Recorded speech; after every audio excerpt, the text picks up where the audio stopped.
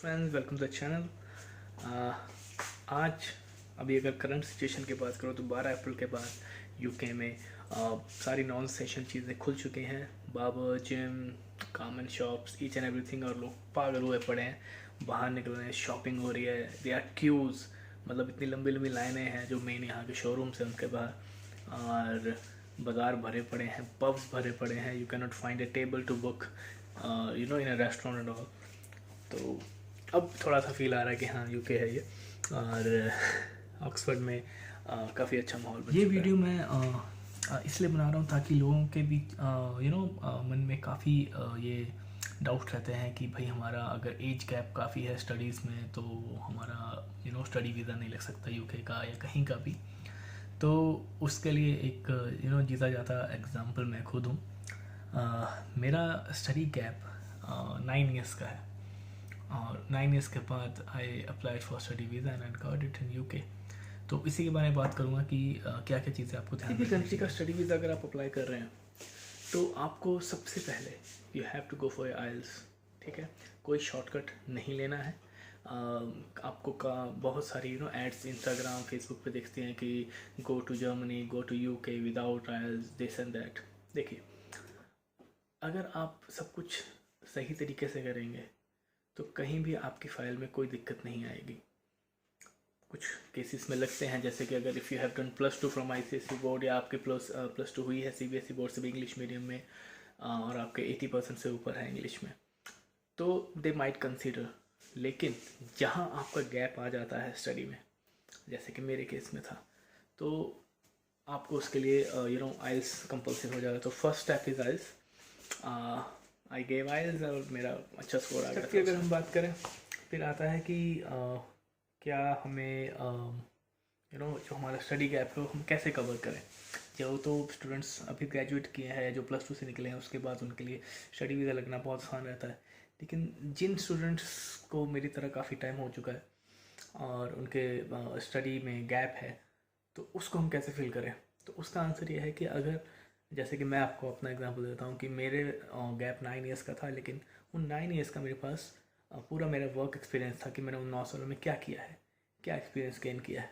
और अगर वो एक्सपीरियंस और वो आप जो गैप है उसको अगर आप अपने वर्क एक्सपीरियंस से फिल कर सकते हो तो आपको स्टडी वीज़ा लेने में कोई दिक्कत। थर्ड बात आती है कि क्या हमें ज़रूरी है किसी एजेंट के पास जाना, या किसी एजेंट से ही सिर्फ फाइल लग सकती है, हम खुद पे लगा सकते हैं। या उन एजेंट्स के पास जाएं जो आजकल अगर हम देखें काफ़ी एजेंट्स हैं बहुत ज़्यादा पैसे लेते हैं।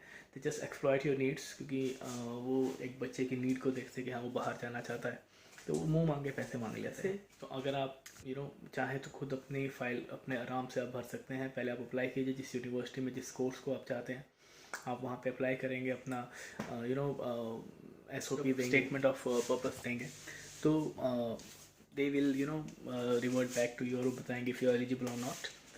एंड उसके बाद you can just go to UKVI और ukvisa.com या यूके गवर्नमेंट की जो साइट है, वहाँ पे आपको स्टडी वीज़ा से रिलेटेड जो भी क्वेश्चंस हो गए आप उसको सिंपल इंग्लिश में है तो आप भर सकते हैं। लेकिन हम लोग इंडिया में थोड़ा सा डरते हैं इन सब काम को खुद करने से, तो आप किसी भी अच्छे एजेंट का यूज़ कर सकते हैं।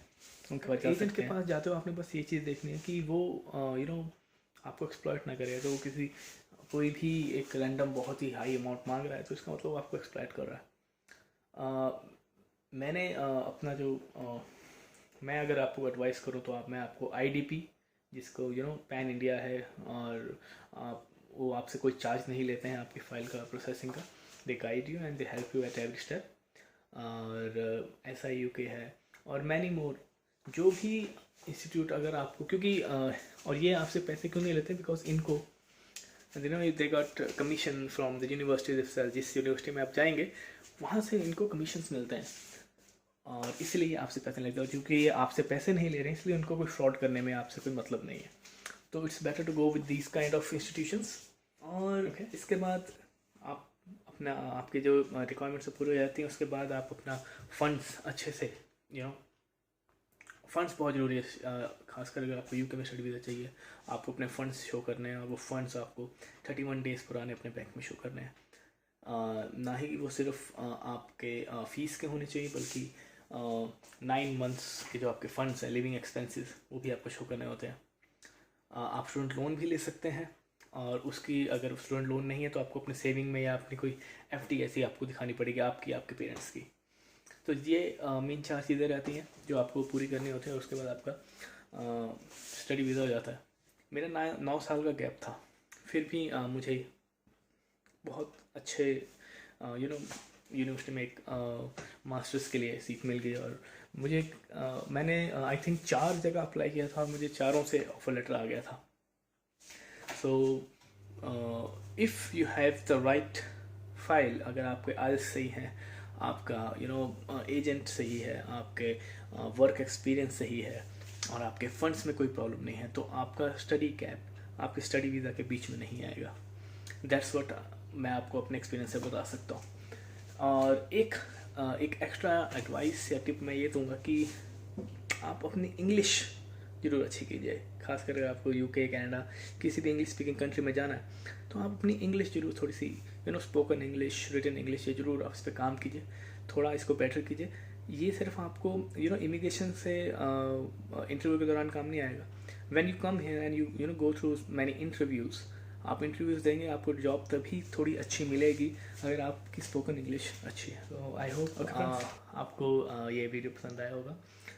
मैं चाहता था कि मैं अपना एक्सपीरियंस आपसे शेयर करूं, बिकॉज बहुत से डाउट्स रहते हैं स्टडी वीज़ा के बारे में, खासकर जिनके गैप होता है, जो थोड़ा एज में थोड़े ज़्यादा हो जाते हैं अपने, तो उनका दोबारा उस स्टेप को लेना थोड़ा सा मुश्किल हो जाता है। तो यही डाउट्स रखते हैं, तो ये डाउट्स मैं क्लियर करना चाहता था कि अगर मेरा लग सकता है 9 साल के गैप के बाद, तो किसी का भी लग सकता है। Okay, I hope you like this video, and if you like please like, share and subscribe. And कोई क्वेश्चन होता है आप मुझे मेरे इंस्टाग्राम अकाउंट पे मैसेज कर सकते हैं। Okay friends, take care.